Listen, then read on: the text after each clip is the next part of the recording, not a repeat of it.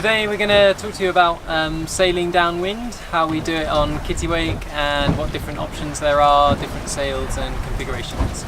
So if you're sailing downwind for just a short period, then using just your Genoa or your Genoa and your main can be a really good option.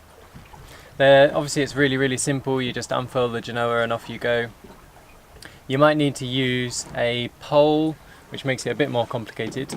But the main problem with using a Genoa is that if the wind isn't quite strong, then it won't stay filled, it'll just start collapsing because the Genoa is made of heavy cloth.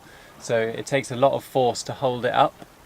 At the moment we're sailing downwind, we haven't got that far to go, but the Genoa is collapsing quite a lot and our boat speed is really suffering. So now a nylon lightweight sail would be much better.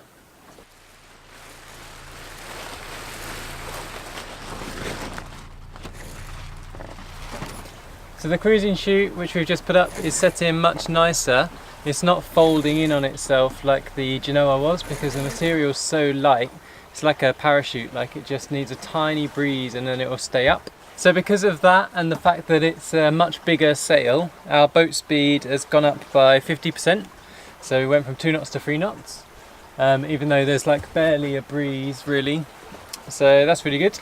So we'd normally keep the cruising chute up until our boat speed reached about 5 knots, which would normally be in about 15 knots of wind. And then after that it becomes a little bit more tricky to take it down because obviously it's such a big sail and you have to drop it right down onto the deck. And to drop it, what we do is we bear away onto a broad reach, so the wind coming over 1/4, and then unfurl the Genoa, and that completely blankets it and makes it really easy to take down the cruising chute.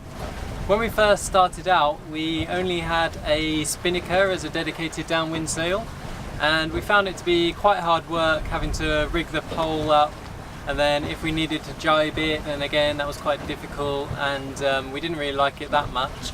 It did give us a good option if we were going dead downwind, but it's not that great on a reach either. So using the cruising chute has certainly been much better than the Spinnaker. So on this boat we used the Spinnaker from about 3 knots of wind speed up to probably about 15, and then we'd have to get it down in place of the Genoa.